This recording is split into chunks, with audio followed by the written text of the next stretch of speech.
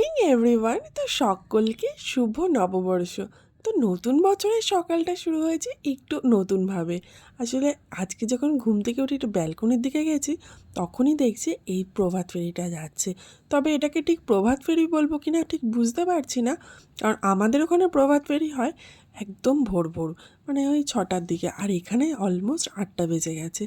তো দেখো তাড়াতাড়ি করে স্নান টান করে রেডি ফেডি হয়ে নিয়েছি। আসলে আজকে আমাদের বাড়িতে পুজো আছে, আর তার সঙ্গে নিজে রেডি হলে হবে, সবাইকে তো রেডি করতে হবে, এদিকে মেয়েকেও রেডি করছি। আমরা বাঙালি, এর জন্য আমাদের পয়লা বৈশাখটা সবসময় একটু স্পেশালই হয়। আমাদের কাছে নিউ ইয়ার থেকে পয়লা বৈশাখটা বড় স্পেশাল, অন্তত আমার কাছে বলতে পারো।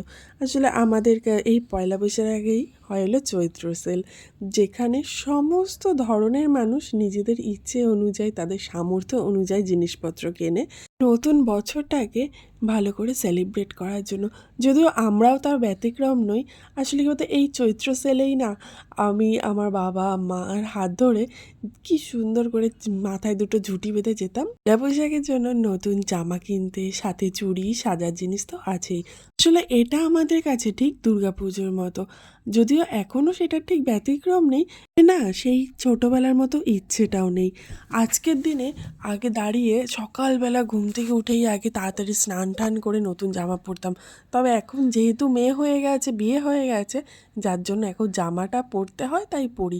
তবে নিজের মনে যে আনন্দ সেটা নেই। আর এখনকার দিনে বাচ্চারা তো অর্ধেকজন বোঝেই না যে পয়লা বৈশাখের গুরুত্ব, যেটা আমরা আগে আগে বুঝতাম। তবে কি বলতো, একটা মজার কথা কি বলতো, আমার পয়লা বৈশাখের দুদিন পরই জন্মদিন, যেটা হলো সব থেকে প্লাস পয়েন্ট। তার জন্য না আমি সবসময় পয়লা বৈশাখে দুটো করে জামা পাই। কেন বলো তো? যেহেতু পয়লা বৈশাখের জন্য একটা, আবার জন্মদিনের জন্য একটা। তবে একটা কথা হলো, আগে তো বাবার থেকে নিতাম, এখন নিই বরের কাছ থেকে। আমি আগে থেকেই বলে দিই আমাকে কিন্তু দুটো জামা দিতে হবে। আর ও তো প্রত্যেকবারই ভুলে যায়, বলে কিসের জন্য? যে কেন, আমার তো জন্মদিনের জন্য একটা, পয়লা বৈশাখের জন্য একটা। বলে হয় আর না। যাই হোক, দেখো আজকে আমাদের বাড়িতে পুজো রয়েছে, একটা হলো বাড়ির জন্য, একটা হলো দোকানের জন্য। তাই দোকানের পুজোটাও বাড়িতে হচ্ছে, তো সেই জন্য পুজোর সময় অঞ্জলি টঞ্জলি দিয়ে সব কিছু করলাম। আর নীল পুজোর দিন অনেকটা সাবু ভেজানো হয়ে গেছিলো, তার জন্য কিছুটা সাবু তুলে রেখেছিলাম। তো এটাই একটু মেখে সাবুর পায়েস করে দিয়েছি। তবে এটা ওনার পছন্দ হয়নি, তো কী করব, আমি মুড়ি টুড়ি দিয়ে খেয়ে নিলাম।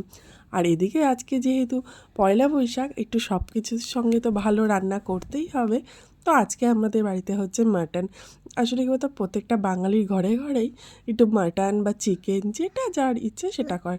আমাদের শ্বশুরমশাই আজকে এর জন্য এনেছে মাটন, তো এর জন্য মেয়েকে ওখান থেকে দিয়েছি একটুখানি মেটে।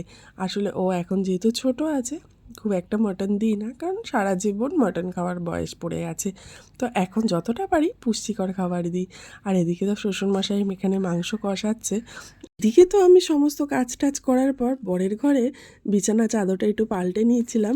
আর এদিকে দেখো, এই যতবার একটু কেরামতি দেখাচ্ছি ততবারই চাদরটা খালি মোবাইলের মধ্যে লেগে যাচ্ছে। তো কী আর করব, তো যতটা পারি তাই করি। আর এদিকে তারপর দেখছি যে আমাদের শ্বশুরমশাইয়ের মাংস রান্না অলরেডি হয়েও গেছে। তো দেখো মাংসের কালারটা জাস্ট ওয়াও, মনে হচ্ছে না যেমনি দেখতেও হয়েছে তেমনি খেতেও সুন্দর হয়েছে। তবে কী বলতো, আমাদের শ্বশুরমশাইয়ের হাতের রান্নার সত্যি জাদু আছে।